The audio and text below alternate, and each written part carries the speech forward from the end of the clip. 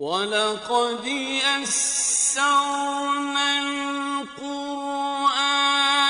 لِلذِّكْرِ فَهَلْ مِن مُّدَّكِرٍ۔ اور ہم نے قرآن کو سمجھنے کے لیے آسان کر دیا، تو کوئی ہے جو سوچے سمجھے۔ صوت القرآن، قرآن کی آواز۔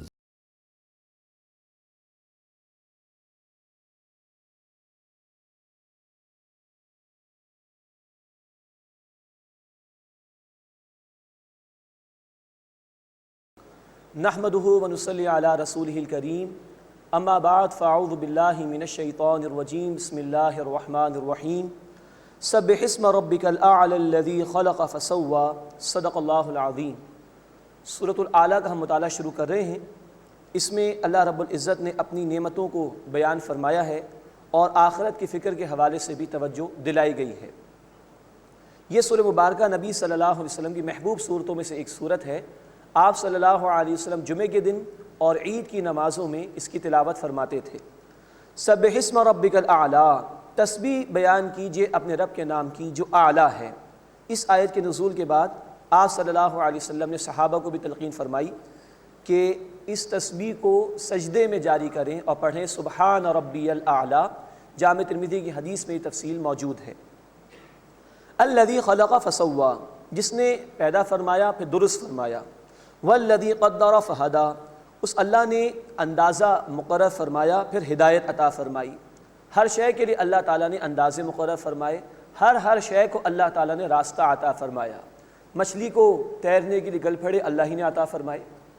سرد علاقوں میں کئی جانوروں کو بڑے بڑے بال اللہ ہی نے عطا فرمائے سردی سے بچاؤ کے لیے۔ تو ہر شے کے لیے اندازہ بھی اللہ نے مقرر فرمایا اور اس کو راستے کی ہدایت بھی اللہ تعالیٰ نے عطا فرمائی۔ والذی اخرج المرعى، اور جس نے چارہ اگایا، فجعلہ غثاء احوا، پھر اسے خشک کوڑے کی طرح کر دیا۔ تو جو اللہ ان نباتات کو پیدا کر کے چورا چورا کر دیتا ہے، وہی اللہ تعالیٰ اس بات پر بھی قادر ہے کہ تمہیں زندگی عطا فرمانے کے بعد موت سے دوچار کر دے۔ سنقرئک فلا تنسى، اے نبی صلی اللہ علیہ وسلم عنقریب ہم آپ کو پڑھائیں گے پھر آپ بھولیں گے نہیں، الا ما شاء اللہ، سوائے وہ کہ جو اللہ چاہے۔ یہ اشارہ اس بات کی طرف ہے کہ اللہ نے مختلف احکامات نبی صلی اللہ علیہ وسلم کو عطا فرمائے، لیکن ان احکامات میں ناسخ و منسوخ کا مسئلہ بھی ہے جو قرآن نے بیان کیا۔ سورۃ البقرہ آیت نمبر 106 میں تفصیل آ چکی کہ اگر ہم کسی حکم کو منسوخ کرتے ہیں تو اس کے بعد اس جیسا ہی یا اس سے بہتر حکم عطا فرما دیتے ہیں۔ تو اللہ چاہے تو اپنے نبی صلی اللہ علیہ وسلم کے حافظے سے ہی کسی بات کو محو فرما دے، یا اللہ چاہے تو ایک حکم کے دینے کے بعد کوئی اور حکم عطا فرما دے، یہ اس کی حکمت اور اس کی مشیت ہے۔ انہ یعلم الجہر وما یخفی، بے شک وہ اللہ تعالیٰ جانتا ہے ظاہر کو بھی اور پوشیدہ کو بھی۔ وَنُيَسِّرُكَ لِلْيُسْرَىٰ، اور اے نبی صلی اللہ علیہ وسلم ہم عنقریب آپ کو آسان راستے کے لیے آسانی عطا فرمائیں گے۔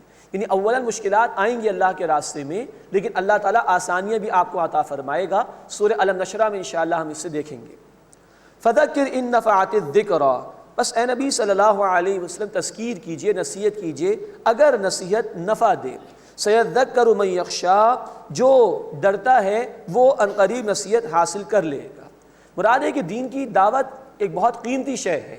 جیسے کسان بھی اپنا بیج ہر زمین میں نہیں ڈالتا، وہ زمین کو تیار کرتا ہے، بہتر زمین میں بیج کو ڈالتا ہے، ایسے ہی دین کی دعوت بھی اچھے ماحول کے اندر کہ جب سامنے والے کا موڈ ریسیپٹیو موڈ ہو، وہ قبول کرنے کی پوزیشن میں ہو، تب اس کے سامنے بیان کرنا چاہیے۔ ایک ہدایت تو یہ ہے۔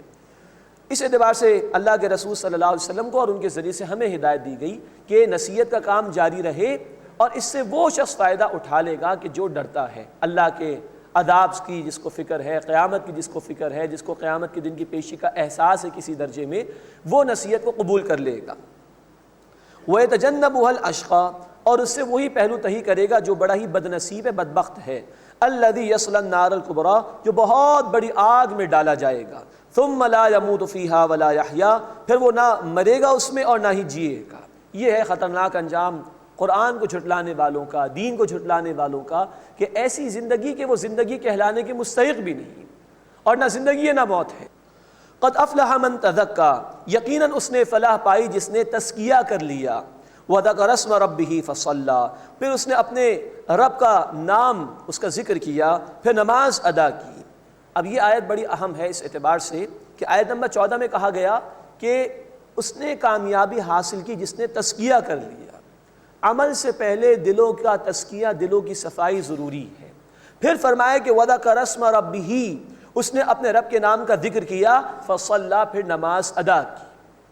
نماز کی اہمیت اپنی جگہ پر ہے، لیکن اس سے پہلے اس مقام پر اور ذکر سے پہلے اس مقام پر کہا گیا تزکیہ ضروری ہے۔ اگر یہ تزکیہ نہ ہو تو ممکن ہے کہ انسان نماز کا بھی اہتمام کر رہا ہو لیکن وہ رشوت خوری بھی کر رہا ہو، وہ حرام خوری بھی کر رہا ہو، وہ کسی کا مال بھی غصب کر رہا ہو۔ تو تزکیہ شرط لازم ہے، ورنہ دلوں میں ایسے بت بیٹھ جاتے ہیں مال کے، دنیا داری کے، کہ نمازیں بھی ہو رہی ہیں، ذکر بھی کیا جا رہا ہے، لیکن لوگوں کا مال بھی ہڑپ ہو رہا ہے، دنیا داری کے دھندے بھی چل رہے ہیں حرام خوری کے، اور لوگوں کی حق تلفی بھی کی جا رہی ہے۔ اس سے فرمایا کہ تزکیہ شرط اول ہے۔ قد افلح من تزکا، یقیناً اس نے فلاح پائی جس نے تزکیہ کر لیا، اس دل سے محبت نکالی دنیا کی اور دنیا کے دھندوں کی اور تعصب و تکبر اور حسد، اس طرح کی بیماریوں کی صفائی، یہ شرط لازم ہے۔ عمل سے پہلے فکر کی درستگی لازم ہے، اس کی طرف اشارہ۔ وَذَكَرَ اسْمَ رَبِّهِ فَصَلَّى، اور اس نے اپنے رب کے نام کا ذکر کیا، پس نماز ادا کی۔ بل تؤثرون الحیات الدنیا، بلکہ تم دنیا کی زندگی کو ترجیح دیتے ہو، والآخرۃ خیر وابقیٰ، اور آخرت بہتر بھی ہے اور ہمیشہ باقی رہنے والی بھی ہے۔ یہی حقیقت ہے جو پچھلے صحیفوں میں بھی اللہ نے بیان فرمائی، ان ھذا لفی الصحف الاولی، بے شک یہ بات پہلے صحیفوں میں بھی ہے، صحف ابراہیم و موسیٰ، ابراہیم علیہ السلام اور موسیٰ علیہ السلام کے صحیفوں میں۔ ہر رسول کی دعوت رہی، یہ دنیا عارضی ہے، فانی ہے، چند روزہ گزر کے تمہیں اللہ کی طرف چلے جانا ہے۔ غور کرو، جو لوگ چلے گئے دنیا سے، کیا لے کے گئے وہ اپنے ہاتھ سے؟ ان کی کمائی، ان کی جائیداد، ان کی کوالیفیکیشنز، ان کے مال و اسباب، کچھ گیا ان کے ساتھ؟ یہ عارضی سی زندگی ہے۔ اور آخرت، وَإِنَّ الدَّارَ الْآخِرَةَ لَهِيَ الْحَيَوَانُ، وہ ہمیشہ ہمیش کی زندگی ہے۔ تم دنیا کو ترجیح دے رہے ہو، حالانکہ آخرت بہتر بھی ہے اور ہمیشہ باقی رہنے والے بھی ہے۔ اب خود سوچو، عارضی فائدے کے حصول کے لیے ہمیشہ کی زندگی کا نقصان برداشت کرنے کی ہمت ہے تم میں؟ پھر بھی دنیا کو ترجیح دے رہے ہو۔ بل تؤثرون الحیات الدنیا، بلکہ تم دنیا کی زندگی کو ترجیح دیتے ہو، والآخرۃ خیر وابقیٰ، اور آخرت بہتر ہے اور ہمیشہ باقی رہنے والی ہے۔ ان ھذا لفی الصحف الاولی، بے شک یہی بات پہلے صحیفوں میں بھی ہے، صحف ابراہیم و موسیٰ، ابراہیم علیہ السلام اور موسیٰ علیہ السلام کے صحیفوں میں۔ بسم اللہ الرحمن الرحیم، هل اتاک حدیث الغاشیہ۔ اب سورۃ الغاشیہ کا آغاز ہو رہا ہے، اس میں نیک اور برے لوگوں کا انجام اللہ نے بیان فرمایا، اور اللہ کی نعمتوں کا ذکر بھی ہے، اور تذکیر کا فریضہ ادا کرنے کی تلقین بھی۔ یہ سورہ مبارکہ بھی نبی کریم صلی اللہ علیہ وسلم سورۃ الاعلیٰ کے ساتھ جمعے کے دن اور عید کی نمازوں میں تلاوت فرماتے تھے۔ هل اتاک حدیث الغاشیہ، اے نبی صلی اللہ علیہ وسلم، کیا آپ کے پاس چھا جانے والی آفت یعنی قیامت کی خبر پہنچی ہے؟ اس کا علم آپ تک پہنچا؟ مراد یہ کہ اللہ کے رسول صلی اللہ علیہ وسلم سے خطاب کر کے دوسروں کو سنایا جا رہا ہے۔ وجوہ یومئذ خاشعہ، کتنے ہی چہرے اس دن خوف زدہ ہوں گے، عاملۃ ناصبہ، عمل کرنے والے، مشقت اٹھانے والے۔ دنیا میں تو مست رہے، لیکن آخرت کے اندر شدید مشقتیں ہیں اللہ کے عذاب کی۔ تصلیٰ نارا حامیہ، دہکتی ہوئی آگ میں داخل ہوں گے۔ تسقیٰ من عین آنیہ، ایک کھولتے ہوئے چشمے سے پلائے جائیں گے پانی۔ لیس لہم طعام الا من ضریع، ان کے لیے کھانا نہیں ہوگا سوائے کانٹے دار جھاڑیوں کے، یہ کھانے کو دیا جائے گا۔ لا یسمن ولا یغنی من جوع، جو نہ فربا کریں گی جھاڑیاں، نہ بھوک سے بے نیاز کریں گی، نہ پیٹ بھرے گا، نہ کوئی ان سے فائدہ حاصل ہوگا، بلکہ گلے میں پھنسیں گی تو پینے کے لیے کھولتا ہوا گرم پانی دیا جائے گا۔ اللہم اجرنا من النار، اے اللہ ہمیں آگ کے عذاب سے محفوظ فرما۔ اس کے مقابلے میں اب نیک لوگوں کا ذکر ہے۔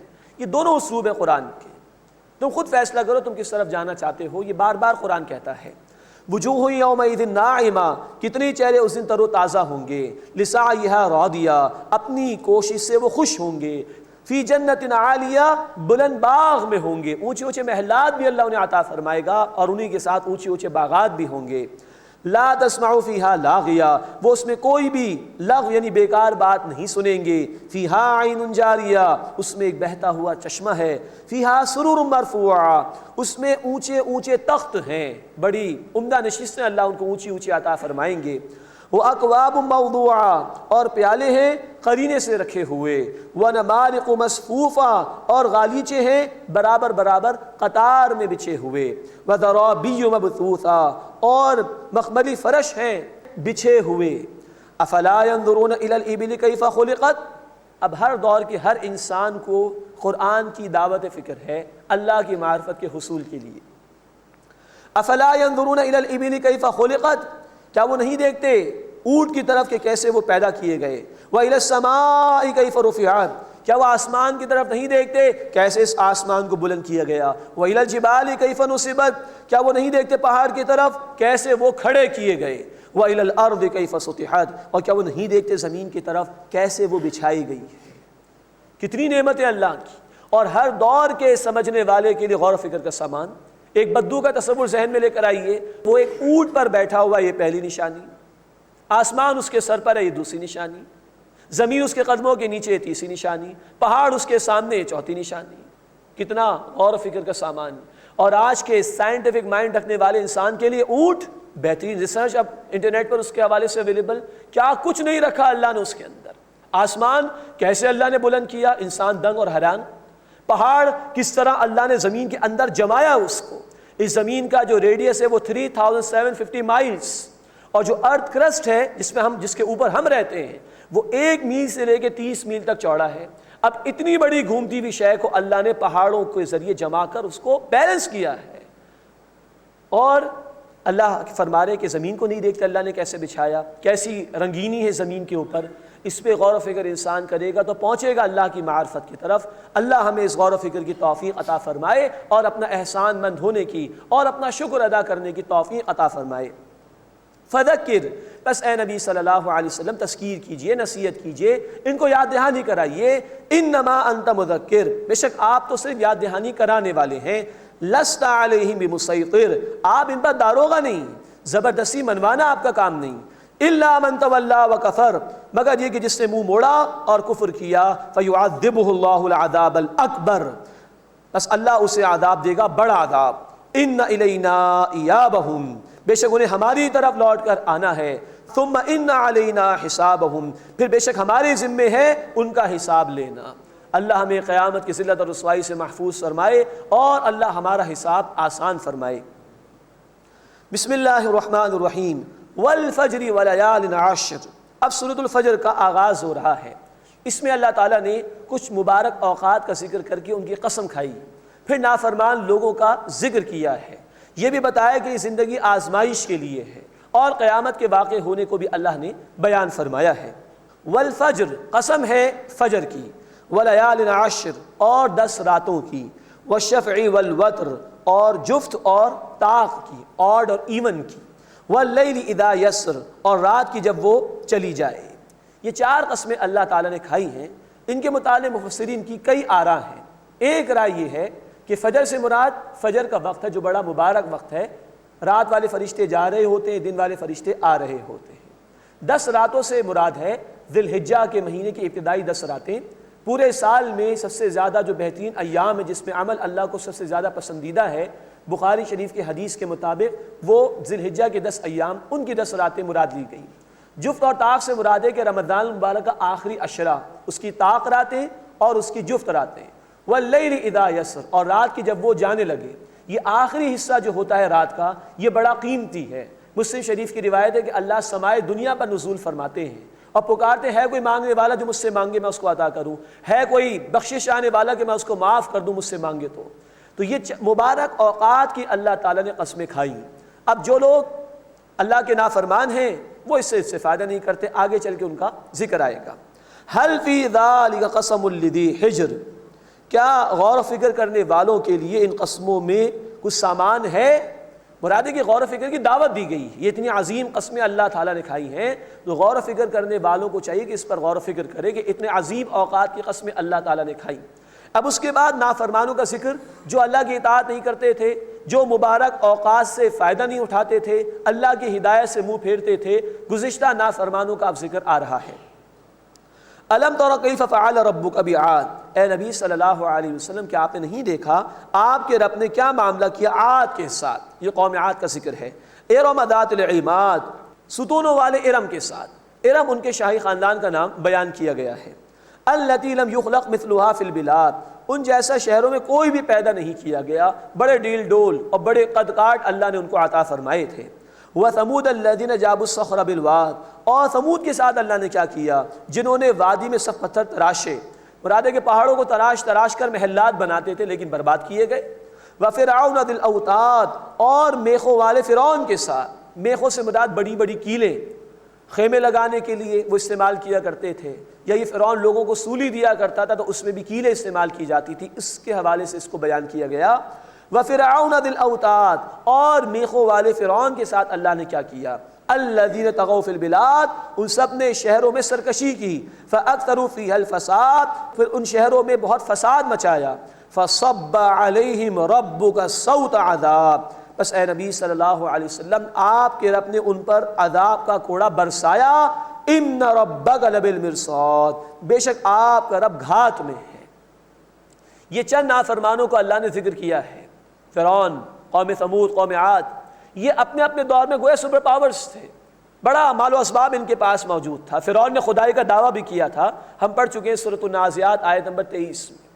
ان حالات کو اللہ اس لیے بیان فرماتا ہے قرآن میں کیونکہ یہ قرآن 1400 برس پہلے تو نازل ہوا لیکن ہے تمام انسانیت کے لیے، تو اس لیے اللہ نازل فرماتا ہے کہ ہر دور کے ظالموں اور جابروں کے لیے عبرت کا باعث بنے۔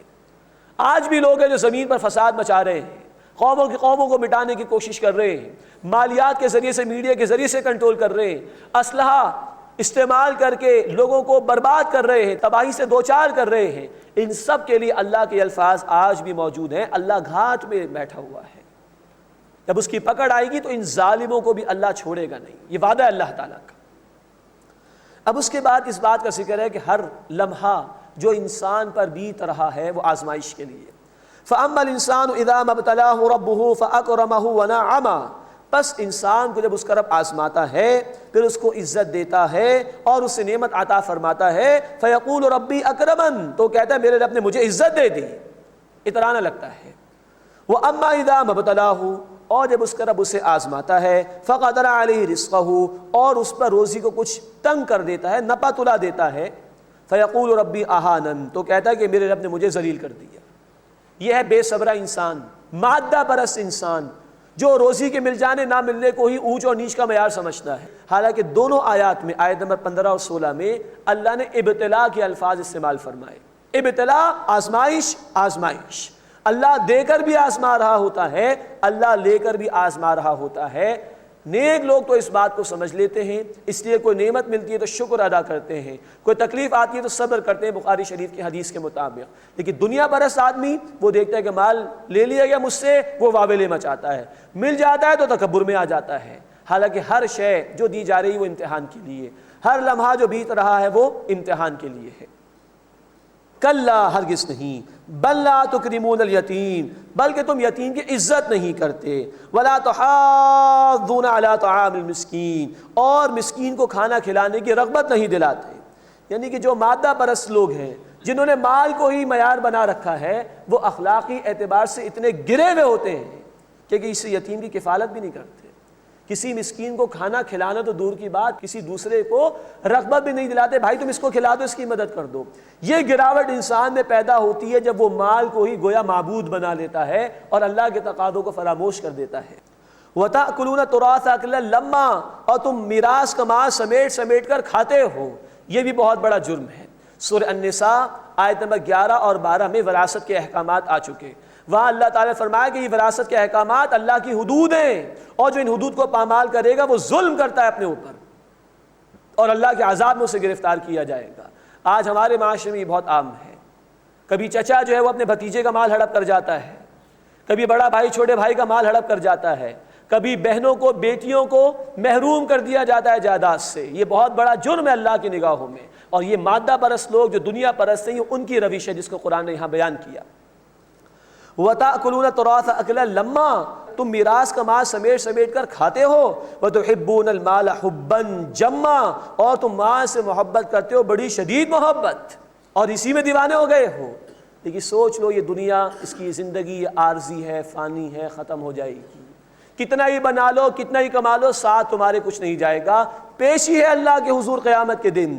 کلا، ہرگز نہیں، اذا دکت الارض دکا دکا، جب زمین کوٹ کوٹ کر برابر کر دی جائے گی، وجاء ربک والملک صفا صفا، اور آ جائے گا اے نبی صلی اللہ علیہ وسلم آپ کا رب بھی اور فرشتے بھی قطار در قطار صفے باندھ کر، وجیء یومئذ بجہنم، اور اس دن جہنم لائی جائے گی، یومئذ یتذکر الانسان، اس دن انسان نصیحت حاصل کرے گا، وَأَنَّىٰ لَهُ الذِّكْرَىٰ، اور اسے نصیحت حاصل کرنا کہاں فائدہ دے گا۔ یہ ہے حسرت برا انجام نافرمانوں کے لیے۔ موقع دنیا میں تھا، مہلت دنیا میں تھی، وہاں فائدہ نہیں اٹھایا، آخرت میں کوئی فائدہ نہیں ہوگا نصیحت حاصل کرنے کا۔ غرق ہوتے ہوئے تو فرعون بھی ایمان لے آیا تھا، سورہ یونس آیت نمبر 90 سے لے کے 92 تک ذکر آیا، لیکن کوئی فائدہ نہیں۔ یقول یا لیتنی قدمت لحیاتی، وہ کہے گا کاش میں نے اپنی اس آخرت کی زندگی کے لیے پہلے کوئی عمل آگے بھیجا ہوتا، کاش میں نے محنت کی ہوتی۔ یہ بہت بڑی اف ہے، یہ بہت بڑا کاش ہے جس کا کوئی فائدہ نہیں قیامت کے دن۔ مہلت آج ہے، انسان کو آج عمل کرنا چاہیے، اللہ آج ہمیں عمل کرنے کی توفیق عطا فرمائے، اور قیامت کے دن کی ذلت اور رسوائی سے اللہ ہماری حفاظت فرمائے۔ فَيَوْمَئِذٍ لَا يُعَذِّبُ عَذَابَهُ أَحَدٌ، اس روز جیسا اللہ عذاب دے گا ایسا عذاب کوئی نہیں دے گا، وَلَا يُوثِقُ وَثَاقَهُ أَحَدٌ، اور اس دن جیسا اللہ باندھے گا کوئی نہیں باندھے گا۔ یہ شدید الفاظ ہیں عذاب کی کیفیات کے۔ یہ ہوا نافرمانوں کا انجام، جنہوں نے اللہ کی نعمت سے فائدہ نہیں اٹھایا، جنہوں نے اللہ کی ہدایت سے فائدہ نہیں اٹھایا، جو ہدایت سے دور ہو گئے۔ اب ان کا ذکر آ رہا ہے جو ہدایت پر تھے، جنہوں نے مبارک اوقات سے فائدہ اٹھایا، جو مہلت تھی اس سے فائدہ اٹھایا، اللہ ہمیں بھی ان میں شامل فرمائے۔ یا ایتھا النفس المطمئنہ، اے اطمینان والی روح، ارجعی الی ربک راضیۃ مرضیہ، تو لوٹ جا اپنے رب کی طرف، وہ تجھ سے راضی اور تو اس سے راضی۔ اللہ یہ الفاظ ہمارے حق میں بھی قبول فرمائے۔ لیکن یہاں کہا جا رہا ہے اطمینان والی روح، لفظ و نفس کا آیا ہے، مراد ہے اطمینان والی روح۔ نفس کی 3 اقسام قرآن نے بیان کی۔ سورہ یونس آیت 53، نفس امارہ، وہ نفس جو برائی کی دعوت دیتا ہے، جس انسان میں بدی کی قوت غالب آ جائے تو گویا نفس امارہ کی طرف۔ نمبر 2 نفس لوامہ، سورۃ القیامہ آیت نمبر 2، ملامت کرنے والا نفس، جس میں کشمکش جاری رہتی ہے، انسان نیکی کرتا ہے اطمینان ہوتا ہے، بدی کرتا ہے ضمیر ملامت کرتا ہے۔ انتہا یہ ہے کہ انسان کی نیکی کی قوت بدی کی قوت پر غالب آ جائے، یہ ہے نفس مطمئنہ جس کا یہاں ذکر کیا جا رہا ہے، جس میں انسان اپنی نیکی کی قوت کو مضبوط سے مضبوط تر کرتا ہے اور وہ بدی کی قوت پر غالب آ جاتی ہے۔ اللہ یہ الفاظ ہمارے حق میں قبول فرمائے۔ ارجعی الی ربک راضیۃ مرضیہ، تو لوٹ جا اپنے رب کی طرف، وہ تجھ سے راضی ہو گیا اور تو اس سے راضی ہو گئی۔ فادخلی فی عبادی، بس تو داخل ہو جا میرے بندوں میں، وادخلی جنتی، اور تو داخل ہو جا میری جنت میں۔ بسم اللہ الرحمن الرحیم۔ لا اقسم بہذا البلد، اب سورۃ البلد کا آغاز ہو رہا ہے۔ اس میں اللہ تعالیٰ نے اپنی نعمتوں کا بیان فرمایا، اور یہ بات بیان فرمائی کہ حقیقتاً جو نیک بننا چاہتا ہے اسے ایک مرحلے سے گزرنا ہوگا، اس کا ذکر آئے گا انشاءاللہ، اور آخرت کے نتائج کو اللہ تعالیٰ نے بیان فرمایا۔ لا اقسم بہذا البلد، نہیں میں اس شہر کی قسم کھاتا ہوں۔ نہیں سے مراد یہ کہ مشرکین مخالفت کر رہے تھے، جھٹلا رہے تھے اللہ کے رسول صلی اللہ علیہ وسلم کی دعوت کو، اللہ اس کے لیے نفی فرما رہے ہیں۔ اقسم بہذا البلد، میں اس شہر یعنی مکہ کی قسم کھاتا ہوں۔ وانت حل بہذا البلد، اور اے نبی صلی اللہ علیہ وسلم آپ اس شہر میں حلال کر لیے گئے ہیں۔ بیت الحرام اسی شہر میں ہے، وہ مسجد، وہ گھر جس کی حرمت برقرار رکھنا لازم ہے۔ یہ پورا شہر مکے کا یہ حرام ہے، یہاں تقدس برقرار رکھنا ضروری ہے۔ یہاں تو جانوروں کو بھی مارنے کی ممانعت ہے، یہاں تو وہ لوگ اپنے والد کے دشمن کو بھی کچھ نہیں کہتے تھے، لیکن اے نبی صلی اللہ علیہ وسلم اسی محترم شہر میں آپ کو حلال کر لیا گیا ہے۔ آپ کو یہ برا بلا کہہ رہے ہیں معاذ اللہ، آپ کے خلاف اقدامات کر رہے ہیں، آپ کی مخالفت کر رہے ہیں۔ یہ تسلی ہے گویا اللہ کی طرف سے رسول اکرم صلی اللہ علیہ وسلم کے لیے، میرے علم ہے کہ نبی آپ کے ساتھ کیا کر رہے ہیں۔ ووالد وما ولد، اور قسم ہے والد کی اور اولاد کی، یعنی آدم علیہ السلام اور تمام نسل انسانی کی قسم اللہ نے کھائی۔ لقد خلقنا الانسان فی کبد، یقیناً ہم نے انسان کو مشقت میں پیدا کیا ہے۔ پیٹ کھانے کو مانگتا ہے، جسم لباس مانگتا ہے، بیوی بچوں کی ذمہ داریاں ہیں، یہ سب کچھ ہے، لیکن ہم پڑھ چکے سورۃ الانشقاق آیت نمبر 6، بالآخر لوٹ کر اللہ کی طرف جانا ہے۔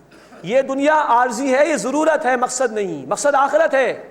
ان تمام تر مشقتوں سے بڑھ کر مشقت وہ آخرت کی ہے، اللہ کی طرف لوٹ کر جانا ہے، حساب کتاب ہوگا۔ لیکن اس کو قرآن نے اون کیا کہ مشقت میں پیدا کیا گیا ہے انسان کو۔ اَيَحْسَبُ أَن لَّن يَقْدِرَ عَلَيْهِ أَحَدٌ، کیا وہ گمان کرتا ہے کہ اس پر ہرگز کسی کا بس نہیں چلے گا؟ یہ بے پرواہ سمجھ رہے اپنے آپ کو، کوئی پوچھ گچھ نہیں ہوگی۔ یقول اہلکت مالا لبدا، کہتا ہے کہ میں نے ڈھیروں مال خرچ کر ڈالا۔ یہ مادہ پرست آدمی کا ذکر ہے۔ دنیا داری میں خوب پیسہ خرچ ہوتا ہے، دنیا کے دھندوں کے لیے بڑا پیسہ ہے، تعمیرات کے لیے، جائیداد جمع کرنے کے لیے، اور ایون نافرمانی کے کاموں کے لیے۔ طرح طرح کی محفلیں سج رہی ہیں جو اللہ کی نافرمانی پر مبنی ہے، اس پر مال خوب خرچ ہوتا ہے۔ لیکن ذرا اللہ کے اطاعت میں مال خرچ کرنے کی بات آئے تو شیطان پٹیاں پڑھاتا ہے، میاں ذرا دیکھ کے چلو، ذرا مستقبل کی فکر کرو۔ تو یہاں ذکر ہے مادہ پرست انسان کا، جو دنیا کے دھندوں میں خوب خرچ کرتا ہے، آخرت کو بھلا دیتا ہے۔ اَيَحْسَبُ أَن لَّمْ يَرَهُ أَحَدٌ، کیا وہ گمان کرتا ہے کہ اسے کوئی دیکھتا نہیں؟ کیا یہ بے خوف ہو گیا اللہ کی پکڑ سے؟ أَلَمْ نَجْعَل لَّهُ عَيْنَيْنِ، کیا ہم نے اس کے لیے دو آنکھیں نہیں بنائیں؟ وَلِسَانًا وَشَفَتَيْنِ، اور زبان و دو ہونٹ نہیں بنائے؟ وَهَدَيْنَاهُ النَّجْدَيْنِ، اور ہم نے اسے دو راستے نہیں دکھا دیے؟ مراد ہے کہ حق واضح کر دیا ہے۔ ہم پڑھ چکے سورہ الدہر آیت نمبر 3 میں کہ اللہ نے راستہ واضح کر دیا، اب انسان چاہے تو شکر گزار بنے، چاہے تو ناشکرہ بنے۔ وَهَدَيْنَاهُ النَّجْدَيْنِ، اور ہم نے اسے دو راستے نہیں دکھائے۔ فَلَاقْتَحَمَ الْعَقَبَةَ، پس وہ داخل نہیں ہوا عقبہ میں، یعنی گھاٹی میں۔ وَمَا أَدْرَاكَ مَا الْعَقَبَةُ، اور تم کیا سمجھے کہ عقبہ کیا ہے؟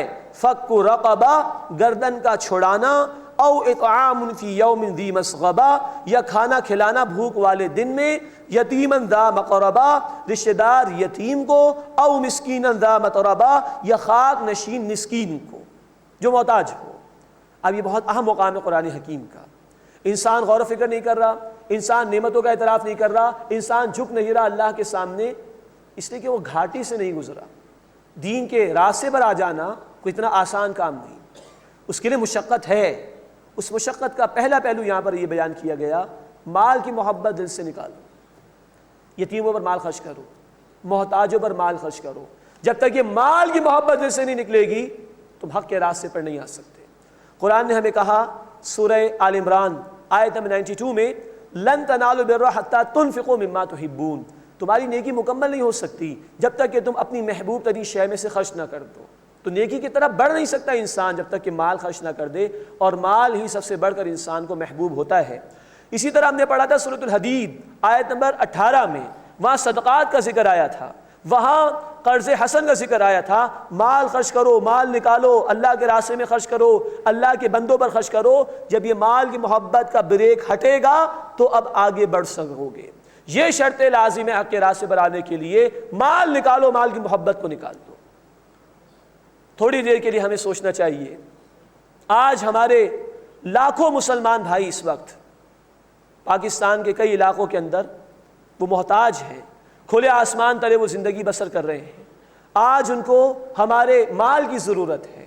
ہم تو عید کی تیاریاں غالباً کر رہے ہیں، ہم تو اور بھی کچھ نعمتوں سے استفادہ کر رہے ہیں، لیکن ان کے پاس سر ڈھانپنے کے لیے کچھ چھت بھی نہیں ہے، ان کے پاس لباس بھی اس وقت نہیں ہے۔ عظیم اکثریت کا معاملہ یہ ہے، بہت سے ریموٹ علاقوں میں زلزلے آئے ہیں لیکن ان تک امداد نہیں پہنچ سکی ہے، اور اب سردی کا زمانہ آ رہا ہے، جیسے جیسے وقت گزر رہا ہے ان کی مشکلات میں اضافہ ہو رہا ہے۔ یہ ہمارے مسلمان بھائی ہیں کہ نہیں؟ ہم ایمان کی بنیاد پر ایک جسم ہیں کہ نہیں؟ اللہ کے رسول نے کہا نا کہ مسلمان ایک جسم واحد کی مانند ہیں۔ کیا ہم ان کی اس تکلیف کو محسوس کر رہے ہیں؟ اللہ نے ہمیں بہت نوازا ہے۔ اس وقت میرے جو لوگ مخاطب ہیں، میں سمجھتا ہوں کہ 50% لوگ آپ میں سے وہ ہیں جو کروڑوں میں شاید کھیلنے والے ہوں، لاکھوں کا تو کوئی حساب ہی نہیں ہوگا، یہ میرا گمان ہے اس کے متعلق۔ یہ عید آ رہی ہے، اس عید میں سمجھتا ہوں کہ کیا ہم خوشی منائیں گے جب ہمارے لاکھوں بھائی وہ ہلاک ہو چکے ہیں، شہید ہو چکے ہیں، لاکھوں جو ہے بے سر و سامان ہیں، کھلے آسمان تلے زندگی بسر کر رہے ہیں۔ اس وقت ضرورت ہے کہ ہم اپنے ان بھائیوں کی مدد کریں۔ کئی لوگ یہ مدد کر رہے ہیں، کئی تنظیمیں کام کر رہی ہیں، الحمدللہ تنظیم اسلامی بھی یہ کام کر رہی ہے، اور اللہ کا شکر ہے ایک بہت بڑے پیمانے پر یہ کام ہو رہا ہے۔ صرف ایسا نہیں کہ ہمارے تنظیم کے دوستوں کی ہم اپنی مدد کر رہے ہوں، نہیں، ان کے رشتہ دار بھی ہیں، ان کے پڑوسی بھی ہیں، ان سب کی مدد کی جا رہی ہے۔ ان کو دوبارہ آباد کرنے کا پروجیکٹ ہمارے سامنے کروڑوں کا پروجیکٹ ہے، اور بھی لوگ کام کر رہے ہیں۔ آپ بھی اس میں تعاون کیجئے، آگے بڑھیے، اور اپنے دل سے اس مال کی محبت کو نکالنے کا یہ بہت بڑا موقع اس وقت ہمارے پاس موجود ہے۔ رمضان کا مہینہ ہے، 1 کا 70 گنا اللہ عطا فرماتے، اس سے زائد بھی اللہ تعالیٰ عطا فرما سکتے ہیں۔ یہ ہے موقع، نہ جانے اگلی رات ہمیں ملے نہ ملے، اس کے بعد اگلا 30واں روزہ ملے نہ ملے، نکالیے اس کو اپنے جیب میں سے، اور یہ مال جب نکلے گا تو یقین جانیے اتنی تیزی کے ساتھ اللہ کی محبت دلوں میں پیدا ہوتی ہے، اس کا ہم اندازہ نہیں کر سکتے۔ یہ موقع ہے، ہمارے بھائی لاکھوں کی تعداد میں، بلا مبالغہ لاکھوں کی تعداد میں ہماری مدد کے محتاج ہیں۔ ہم تو یہاں کھلے ماحول کے اندر ہیں، ہمارے گھروں میں ACs بھی ہیں، گاڑیاں بھی ہیں، ایک کیا 10 4 5 6 گاڑیاں ہیں، وہ مسئلہ ہی نہیں۔ اس وقت ضرورت ہے کہ ہم اپنے ان بھائیوں کی مدد کریں اور ان کو یاد رکھیں۔ اسی آخری عشرے میں اللہ کے رسول سب سے بڑھ کر عبادت کا اہتمام فرماتے تھے۔ اسی رمضان کے مہینے میں سب سے بڑھ کر آپ مخلوق کے لیے خدمت رسانی کا، نفع رسانی کا ذریعہ بنتے تھے۔ اس کے لیے آگے بڑھیے، اور ہم سب کے ان مسلمان بھائیوں کی مدد کرنا ہماری ذمہ داری ہے۔ اللہ ہم سب کو اس کی توفیق عطا فرمائے۔ بہت کچھ ہمارے پاس، ممکن ہے موت آ جائے، آ سکتی ہے نا، رائٹ ناؤ بھی آ سکتی ہے کہ نہیں، تو کیا ہی بہتر ہو کہ لگا دیا جائے اللہ کے راستے میں اور ان بھائیوں کی مدد کی جائے۔ اللہ مجھے بھی اس کی توفیق عطا فرمائے، آپ سب کو بھی اس کی توفیق عطا فرمائے کہ ہم ان بھائیوں کی مدد کرنے والے ہوں۔ تو یہ ہے جس کو گھاٹی قرآن نے کہا کہ جب تک یہاں سے نہیں نکلو گے حق کے راستے پر نہیں آ سکتے ہو، آغاز نہیں ہو سکتا نیکی کے راستے کی طرف۔ اب فرمایا اس کے بعد کا مرحلہ، ثم کان من الذین آمنوا، پھر وہ ہو جائے ان لوگوں میں سے جو ایمان لائے، وتواصوا بالصبر وتواصوا بالمرحمہ، اور انہوں نے باہم وصیت کی صبر کرنے کی ایک دوسرے کو، اور باہم وصیت کی ایک دوسرے کو ہمدردی کی، رحم کھانے کی۔ اب یہ اشارہ ہے اجتماعیت کی طرف۔ مال کی محبت نکالو، دین کے راستے پہ چلنا شروع ہو جاؤ گے، اکیلے نہیں چل سکتے، اب ان لوگوں میں شامل ہو جاؤ جو ایمان لائے ہیں۔ وتواصوا بالصبر، جو مل جل کر ایک دوسرے کو صبر کی تلقین کرتے ہیں، وتواصوا بالمرحمہ، جو مل جل کر ایک دوسرے کو ہمدردی کی، رحمت کی تلقین کرتے ہیں۔ دین کے راستے پہ انسان اکیلے نہیں چل سکتا۔ اللہ کے حبیب صلی اللہ علیہ وسلم نے ہمیں جماعت اختیار کرنے کا حکم دیا۔ جامع ترمذی کی حدیث ہے، انی آمرکم بخمس، میں تمہیں 5 باتوں کا حکم دیتا ہوں، اللہ امرنی بہن، اللہ نے اس کا مجھے حکم دیا، بالجماعت والسمع والطاعت والہجرت والجہاد فی سبیل اللہ۔ جماعت اختیار کرو، سمع و طاعت والی جماعت ہو، سنو اور مانو، ایک امیر ہونا چاہیے، اور ہجرت و جہاد فی سبیل اللہ کرنی۔ تو یہاں قرآن نے بھی کہا کہ اب اجتماعیت اختیار کرو، ان لوگوں کے ساتھ جڑ جاؤ جو مل جل کر دوسروں کو صبر کی تلقین کرتے ہیں، جو مل جل کر دوسروں کو ہمدردی کی تلقین کرتے ہیں۔ اللہ ہمیں مال کی محبت کو دلوں سے نکالنے کی توفیق عطا فرمائے، اور اجتماعیت میں جڑ کر اپنے دین کی خدمت کرنے کی توفیق عطا فرمائے۔ اولئک اصحاب المیمنہ، یہی لوگ ہیں جو خوش نصیب ہیں، یہ دائیں ہاتھ والے ہوں گے جنت میں، اور خوش نصیب لوگوں میں ان کا شمار ہوگا۔ والذین کفروا بآیاتنا، اور جن لوگوں نے ہماری آیات کا انکار کیا، ہم اصحاب المشأمہ، یہ بائیں ہاتھ والے ہوں گے، انتہائی بد نصیب ہوں گے۔ اللہ اس برے انجام سے ہماری حفاظت فرمائے۔ علیہم نار مؤصدہ، آگ ان پر چھا جائے گی، ہر طرف سے آگ ہی آگ ہوگی، اور اس میں وہ ڈال کر بند کر دیے جائیں گے۔ اللہم اجرنا من النار، اللہم اجرنا من النار، اے اللہ ہمیں آگ کے عذاب سے محفوظ فرما۔ بسم اللہ الرحمن الرحیم، والشمس وضحاہا، اب سورۃ الشمس کا آغاز ہو رہا ہے۔ اس میں اللہ تعالیٰ نے چند قسمیں کھائیں، اس کے بعد یہ بات بیان کی کہ انسان کو امتحان کے لیے پیدا کیا گیا، اور ایک نافرمان قوم کا اللہ تعالیٰ نے ذکر فرمایا ہے۔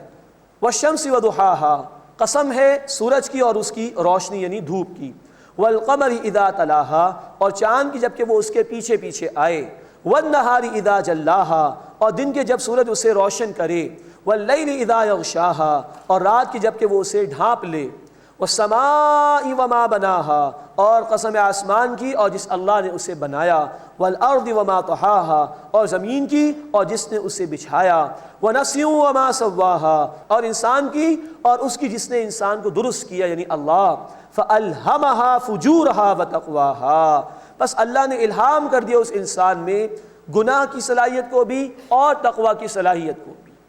یہ قسمیں جو اللہ تعالیٰ نے کھانے کے بعد یہ بات ارشاد فرمائی کہ انسان کو نیکی کی صلاحیت بھی دی گئی ہے اور بدی کی صلاحیت بھی دی گئی ہے، حاصل اس کا یہ کہ اس کا امتحان ہونا ہے۔ سورہ الملک آیت نمبر 2، الذی خلق الموت والحیات لیبلوکم ایکم احسن عملا۔ اللہ نے موت اور حیات کا سلسلہ اس لیے قائم فرمایا کہ اللہ تمہاری آزمائش فرمانا چاہتا ہے کہ تم میں سے عمل کے اعتبار سے بہترین کون ہے۔ تو یہ دو صلاحیتیں دے کر اللہ نے بھیجا، اب ہمارا امتحان ہے کہ ہم نیکی کی طرف جاتے ہیں یا بدی کی طرف جاتے ہیں۔ قد افلح من زکاہا، یقیناً وہ کامیاب ہوا جس نے اسے پاک کر لیا، جس نے اپنے نفس کا تزکیہ کر لیا، وہی کامیاب ہونے والا ہے۔ قد افلح المؤمنون، ہم پڑھ چکے سورۃ المؤمنون کے آغاز میں، کامیاب ہو گئے، فلاح پا گئے، اصل فلاح کامیابی حاصل کر گئے وہ لوگ جو ایمان والے ہیں، جو ایمان قبول بھی کرتے ہیں، اس کے تقاضوں پر عمل بھی کرتے ہیں، جنہوں نے دنیا کے اندر رہتے ہوئے مقصد زندگی کو سمجھا اور اس دنیا کو عارضی ٹھکانہ سمجھا، محنت کی آخرت کے لیے، ایمان قبول کیا، اس کے تقاضوں پر عمل کیا، ان کے لیے کامیابی ہے۔ اللہ ہمیں ان کامیاب لوگوں میں شامل فرمائے۔ قد افلح من زکاہا، یقیناً وہ کامیاب ہوا جس نے اپنے نفس کا تزکیہ کر لیا۔ وقد خاب من دساہا، اور وہ ناکام ہوا یقیناً جس نے اسے خاک میں ملا دیا، جس نے روح کے تقاضوں پر عمل نہیں کیا، جس نے بس جسم ہی جسم کی پرواہ کی، جس نے آخرت کی پرواہ نہیں کی، جس نے دنیا ہی کو ترجیح تھی، آخرت کو فراموش کر دیا، دنیا ہی میں لگا رہا، وہ خسارے کا شکار ہوا، وہ ناکام ہو گیا۔ اللہ اس برے انجام سے ہماری حفاظت فرمائے۔ اب گزشتہ نافرمانوں میں سے قوم سمود کا ذکر ہو رہا ہے۔ یہ وہ لوگ جو دنیا پرست تھے، جنہوں نے آخرت کو فراموش کر دیا، دنیا ہی کے اندر لگے رہے، اللہ کے عذاب سے دوچار کیے گئے۔ کذب ثمود بطغواہا، ثمود نے اپنی سرکشی کی وجہ سے جھٹلایا۔ اذ انبعث اشقاہا، جب ان میں سے ان کا ایک بد نصیب، ایک بدبخت اٹھ کھڑا ہوا۔ بد نصیب سے مراد وہ شخص کہ جس نے اونٹنی کے پیر کاٹ دیے تھے، جس کا ذکر آگے چل کر آئے گا۔ فقال لهم رسول اللہ، تو ان سے کہا اللہ کے رسول یعنی صالح علیہ السلام نے، ناقۃ اللہ، یہ اللہ کی اونٹنی ہے، وسقیاہا، اور اس کے پینے کی باری مقرر ہے۔ ہم پڑھ چکے ہیں دیگر مکی صورتوں میں، ایک دن اونٹنی کے لیے مقرر تھا پانی پینے کا، ایک دن ان کے لیے اور ان کے جانوروں کے لیے مقرر تھا۔ فکذبوہ، تو انہوں نے ان کو جھٹلایا، فعقروہا، اور اس کی ٹانگیں یعنی اونٹنی کی ٹانگیں انہوں نے کاٹ ڈالی، جس سے وہ ہلاک ہو گئی۔ فدمدم علیہم ربہم بذنبہم فسواہا، پھر ان کے رب نے ان پر ان کے گناہ کی وجہ سے ہلاکت ڈال دی، پھر انہیں برابر کر دیا، تباہ و برباد کر دیا بالکل۔ ولا یخاف عقباہا، اور وہ اللہ اس کے انجام سے ڈرتا نہیں ہے۔ یہ جملہ عجیب لگتا ہے کہ یہ کیا جملہ ہے؟ اصل میں بائبل میں جہاں رسولوں پر طرح طرح کے الزامات لگائے گئے، وہاں اللہ تعالیٰ پر بھی الزام تراشی کی گئی۔ یہ ذکر بھی بائبل میں موجود ہے کہ اللہ تعالیٰ کو افسوس ہوا، بعد میں اللہ تعالیٰ کو ندامت ہوئی کہ میں نے اس قوم کو تباہ کر دیا، معاذ اللہ ثم معاذ اللہ۔ تو یہ قرآن کیونکہ آخری کلام ہے تو ان تمام باتوں کا رد کرنا ضروری تھا، اس لیے اللہ نے اس کو بیان فرمایا۔ ولا یخاف عقباہا، اور وہ اللہ اس کے انجام سے بالکل نہیں ڈرتا۔ بسم اللہ الرحمن الرحیم، واللیل اذا یغشا والنہار اذا تجلی۔ اب سورۃ اللیل کا آغاز ہو رہا ہے۔ اس کی ابتدا میں بھی اللہ نے چند قسمیں کھائی ہیں، پھر انسانوں کے اعمال کا ذکر کیا ہے، ساتھ ہی یہ بات واضح کی گئی کہ جیسے انسانوں کی کوششیں مختلف ہیں، ان کے نتائج بھی روز قیامت مختلف ہوں گے۔ واللیل اذا یغشا، قسم ہے رات کی جب وہ ڈھانک لے، والنہار اذا تجلی، اور دن کی جب وہ روشن ہو جائے، وما خلق الذکر والانثی، اور اللہ کی جس نے نر اور مادہ پیدا فرمائے۔ جیسے رات اور دن متضاد ہیں ایک دوسرے کے، دن میں روشنی ہے، رات میں تاریکی ہے، بالکل اپوزٹس ہیں ایک دوسرے کے، ایسے نر اور مادہ یا مرد اور عورت ایک دوسرے کے بالکل اپوزٹ ہیں، اسی طرح تمہارے اعمال بھی مختلف ہیں۔ ان سعیکم لشتی، بے شک تمہاری کوشش بھی مختلف ہے۔ جب کوشش مختلف ہے تو اعمال کے نتائج بھی مختلف ہی ہوں گے قیامت کے دن۔ اس کے بعد بڑی اہم آیات آ رہی ہیں اللہ کے قانون ہدایت کے ضمن میں، اور وہ یہ ہے کہ جو نیکی کی طرف بڑھنا چاہے گا، پہلا اسٹیپ اس کو خود لینا ہے، لے لے گا اللہ اس کو آسانی عطا فرما دیں گے نیکی کی طرف۔ اور جو خود گمراہ ہونا چاہے گا، پہلا اسٹیپ خود ہی لے گا گمراہ ہونے کے لیے، تو اس کے لیے راستہ اللہ کی طرف سے آسان کر دیا جائے گا۔ یہ ہے اللہ کا قانون ہدایت۔ فَأَمَّا مَنْ أَعْطَى وَاتَّقَى، بس جس نے مال دیا اور تقوی کی روش اختیار کی، وَصَدَّقَ بِالْحُسْنَى، اور بھلائی کی جس نے تصدیق کی، فَسَنُيَسِّرُهُ لِلْيُسْرَىٰ، تو ہم آسان راستے کو اس کے لیے آسان کر دیں گے۔ اب یہاں شرط بیان کی اللہ تعالیٰ نے، جس سے مال دیا، ہم سورہ بلد میں پڑھ چکے ہیں، یہ مال نکالنا ضروری ہے دلوں سے، اس مال کی محبت دلوں سے نکالنا ضروری ہے، اس کے بغیر انسان حق کی طرف بڑھ نہیں سکتا۔ جس سے مال دیا، جس سے تقویٰ کی روش اختیار کی، بھلائی کی تصدیق کی، یہ اسٹیپ بندے نے لیا ہے، ہم اس کے لیے آسان راستے کو آسان کر دیں گے، یعنی جنت کا راستہ۔ اللہم ربنا اجعلنا منہم، اے اللہ ان لوگوں میں ہمیں بھی شامل فرما۔ اس کے برعکس وَأَمَّا مَنْ بَخِلَ، اور جس نے بخل یعنی کنجوسی کی، وَاسْتَغْنَى، اور بے پرواہ بنا رہا، کوئی فکر نہیں اسے رہی کہ مجھے مرنا بھی ہے، اس کے بعد زندگی بھی ہے اور اعمال کا محاسبہ بھی ہوگا۔ وَكَذَّبَ بِالْحُسْنَى، اور اس نے بھلائی کو جھٹلایا، فَسَنُيَسِّرُهُ لِلْعُسْرَىٰ، پس ہم قریب اس کے لیے مشکل کو آسان کر دیں گے، یعنی مشکل جو راستہ ہے جہنم کا، خطرناک راستہ، وہاں کے نتائج بڑے خطرناک، اسی کو آسان کر دیں گے۔ اب یہ دوسرا رخ ہے اللہ کے قانون ہدایت کا، جس نے خود مال روک کر رکھا، دنیا پرست تھا، دنیا ہی میں لگا رہا، یہی جمع کر کے رکھا اس نے، اور بے پرواہ بنا رہا، یہ سمجھتا تھا کہ میری کوئی پکڑ نہیں ہوگی، کوئی پوچھ گچھ نہیں ہوگی، دنیا ہی میں مس رہا، اور جو بھلائی اس کے پاس آئی، جو حق اس کے پاس آیا، اس نے اس کو جھٹلایا۔ فرمایا ایسے شخص کے لیے مشکل راستے کو ہم آسان کر دیں گے، یعنی جہنم کا راستہ اس کے لیے آسان کر دیا جائے گا۔ یہ ہے اللہ کا قانون ہدایت، اللہ کا دروازہ کھلا ہے، ہم آگے بڑھنا چاہیں گے، اللہ ہمیں تھام لے گا۔ بخاری شریف کی بڑی پیاری حدیث ہے، حدیث قدسی، اللہ کلام فرماتے ہیں، میرا بندہ مجھے دل میں یاد کرتا ہے، میں بھی اسے دل میں یاد کرتا ہوں۔ میرا بندہ مجھے کسی محفل میں یاد کرتا ہے، میں اس سے بہتر محفل فرشتوں کے سامنے یاد کرتا ہوں۔ میرا بندہ ایک بالش تو میری طرف آتا ہے، میں ایک ہاتھ اس کی طرف جاتا ہوں۔ میرا بندہ ایک ہاتھ میری طرف آتا ہے، میں 2 ہاتھ بھر اس کی طرف جاتا ہوں۔ میرا بندہ چل کر میری طرف آتا ہے، میں دوڑ کر اس کی طرف جاتا ہوں۔ بندہ تو آئے اللہ کی طرف، پھر اللہ تھامتا ہے۔ جیسے بچہ 1-1.5 سال کا ہوتا ہے، چلنا شروع کرتا ہے، گرنے لگتا ہے، ماں باپ پکڑ لیتے ہیں اسے، لیکن چلنا شروع کرنا یہ بچے کے اختیار میں ہے۔ جب وہ یہ شو کرے گا کہ میں چلنا شروع کرنا چاہ رہا ہوں، تب ماں باپ اس کو پکڑیں گے۔ بندہ شو تو کرے کہ اللہ میں آنا چاہتا ہوں، بندہ مال تو اللہ کے راستے میں لگائے، بندہ تڑپ تو پیدا کرے اللہ کی نافرمانی سے بچنے کے لیے، پھر دیکھیے اللہ کس طرح مدد فرماتا ہے۔ اللہ ہمیں اس کی توفیق عطا فرمائے۔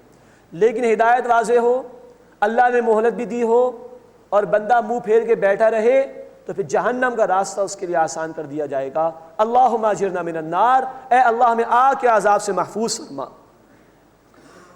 فَسَنُيَسِّرُهُ لِلْعُسْرَىٰ، بس ان قریب اس کے لیے مشکل راستے کو ہم آسان کر دیں گے۔ وَمَا يُغْنِي عَنْهُ مَالُهُ إِذَا تَرَدَّىٰ، اور اس کا مال اس کو کوئی فائدہ نہیں دے گا جب وہ نیچے گرے گا، جب جہنم کی کھائی میں اس کو ڈالا جائے گا، اس کا مال کچھ اس کے کام نہیں آئے گا۔ ان علینا للہدیٰ، بے شک ہمارے ذمے ہے راستہ دکھانا، وان لنا للآخرۃ والأولیٰ، اور بے شک دنیا اور آخرت ہمارے ہی ہاتھ میں ہے، کل اختیار اللہ ہی کے لیے ہے۔ فأنذرتکم نارا تلظیٰ، بس میں تمہیں خبردار کرتا ہوں ایک بھڑکتی ہوئی آگ سے، لا یصلاھا الا الاشقیٰ، اس میں صرف وہی داخل ہوگا جو بد نصیب ہے، بدبخت ہے، الذی کذب وتولیٰ، جس نے جھٹلایا اور منہ موڑ لیا۔ جھٹلانا ایک تو ہے کافروں کا جو سرے سے اللہ کے کلام کو نہیں مانتے، ایک جھٹلانا ہوتا ہے اپنے عمل سے، جو ماننے والے جھٹلایا کرتے ہیں۔ جیسے سورۃ الجمعہ میں ہم پڑھ چکے ہیں یہود کے طرز عمل کے حوالے سے کہ ان لوگوں نے اللہ کی آیات کو جھٹلایا، مراد اس پر عمل کرنے سے انکار کیا۔ منہ پھیر لینا ایک ہوتا ہے کافر کا کہ وہ اللہ کی کتاب کو ماننے سے انکار کر دے، ایک منہ پھیر لینا ہوتا ہے ماننے والوں کا کہ ان کے پاس وقت نہ ہو اللہ کی کتاب کو کھولنے کے لیے، وہ اللہ کی اطاعت کے لیے آمادہ نہ ہوں، وہ اللہ کے احکامات پر عمل نہ کریں۔ اس روش سے اللہ تعالی ہماری حفاظت فرمائے۔ الذی کذب وتولیٰ، جس نے جھٹلایا اور منہ موڑ لیا، وسیجنبھا الاتقیٰ، اور ان قریب اس سے وہ بچا لیا جائے گا جس نے تقوی اختیار کیا، جس نے اللہ کی نافرمانی سے بچنے کی کوشش کی، جو دنیا پرست نہیں تھا، جو آخرت کا طالب تھا، جو اللہ کی رضا کا طلبگار تھا، جس نے نافرمانی سے بچنے کی کوشش کی، وہ بچا لیا جائے گا جہنم سے۔ اللہم ربنا اجعلنا منہم، اے اللہ متقین لوگوں میں ہمیں شامل فرما جو دنیا میں رہتے ہوئے تیری نافرمانی سے بچنے کی کوشش کرتے ہیں۔